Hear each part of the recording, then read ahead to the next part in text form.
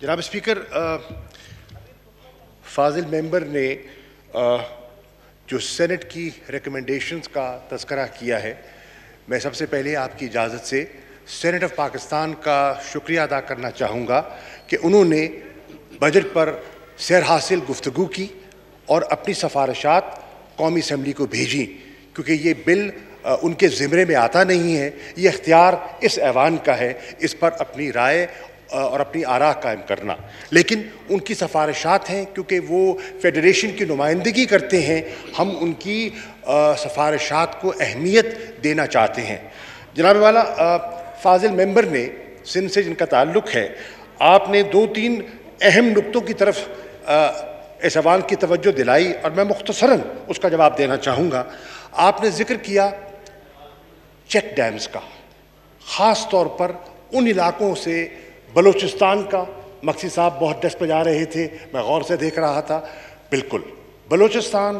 بہت ان کی ضرورت ہے اور پانی کی قلت اور شدت کا ہمیں احساس ہے، سندھ میں بھی ہے۔ بدقسمتی سے جناب اسپیکر، مسلسل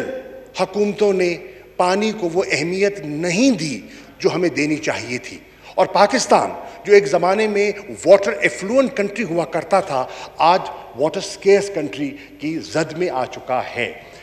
ہماری حکومت، جناب عمران خان صاحب کی حکومت نے واٹر پر فوکس کیا ہے، کیونکہ ہم سمجھتے ہیں کہ آج ہمارا جو کنسٹرینٹ اور لمیٹنگ فیکٹر ہے for agriculture production and productivity, one of the main constraint is water, اور اس کے لیے آپ نے دیکھا ہے کہ اس بجٹ میں ایک خطیر رقم واٹر ریسورسز کے لیے، ڈیمز کے لیے، بڑے ڈیمز کے لیے اور چھوٹے ڈیمز کے لیے رکھی جا رہی ہے، اور اس میں جو آپ کی تجویز ہے، جو سینٹ آف پاکستان کی تجویز ہے، ہم اس سے اتفاق کرتے ہیں اور ہم سمجھتے ہیں کہ اس میں اس کا وزن ہے۔ جناب ہمارا دوسرا نقطہ جو فاضل ممبر نے اٹھایا، وہ انہوں نے اٹھایا لوکسٹ کے بارے میں۔ بالکل ان کا بہت مناسب نقطہ ہے، میں ان سے اتفاق کرتا ہوں کہ 40 سال کے عرصے کے بعد اس شدت سے لوکسٹ نے ہم پر نہیں پورے خطے پر وار کیا ہے، اور اس میں پورا جنوبی ایشیا، ایران اور جیسے ہارن آف افریقہ سے یہ روانہ ہوتی ہوئی ہمیں متاثر کر سکتی ہے۔ ہمیں تشویش ہے، آپ کو تشویش ہے، ہمیں بھی تشویش ہے، اور خاص طور پہ صوبہ بلوچستان، صوبہ پنجاب اور سندھ اس کی زد میں، بہت گہری زد میں آ سکتے ہیں۔ حکومت پاکستان، جناب اسپیکر، میں پرائم منسٹر صاحب کی موجودگی میں کہہ رہا ہوں کیونکہ انہوں نے خود لوکس پر بہت سی میٹنگز کو خود پریزائڈ کیا ہے، پل پل کی خبر ان کے پاس ہے، اور صوبوں کے ساتھ کوارڈینیٹ بھی ہم کر رہے ہیں۔ ہم شکریہ ادا کرنا چاہتے ہیں افواج پاکستان کا، جنہوں نے بھی ہمارے ساتھ اس نیشنل فوڈ سیکیورٹی چیلنج کو سمجھتے ہوئے تعاون کا انہوں نے ہاتھ بڑھایا ہے اور ہماری مدد کر رہے ہیں، اور ہزاروں جوان جو ہیں وہ فیلڈ میں سپرے کا کام کر رہے ہیں۔ میں جناب والا، اپوزیشن کے صاحبان تشریف فرما ہیں اور ان کی حکومت ہے سندھ میں،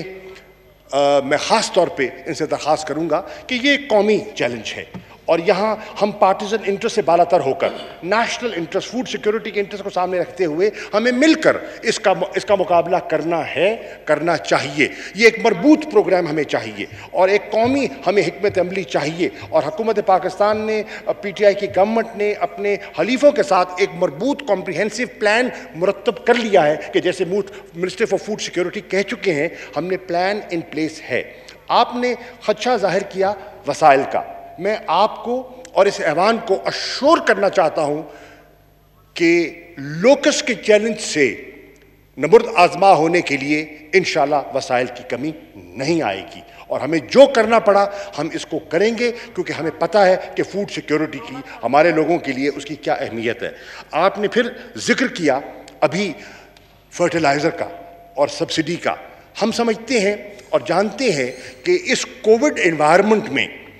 جہاں ہم بات کرتے ہیں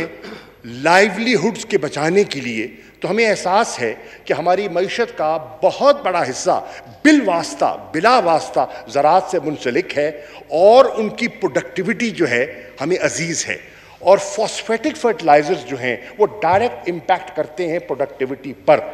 اس لیے آپ خود ان میٹنگ میں تشریف لاتے رہیں، اور میں آپ کا شکر گزار ہوں جناب اسپیکر کہ آپ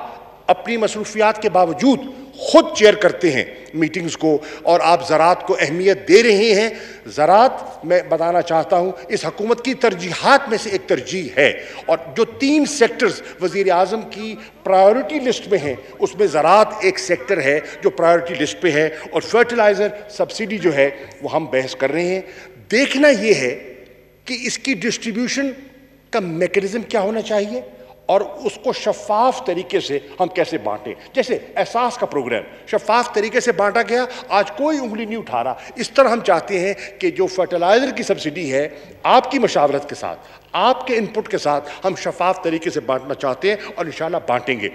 آخری نقطہ جس پر آپ نے ذکر کیا ہے وہ ہے جنرل سیلز ٹیکس کھل پر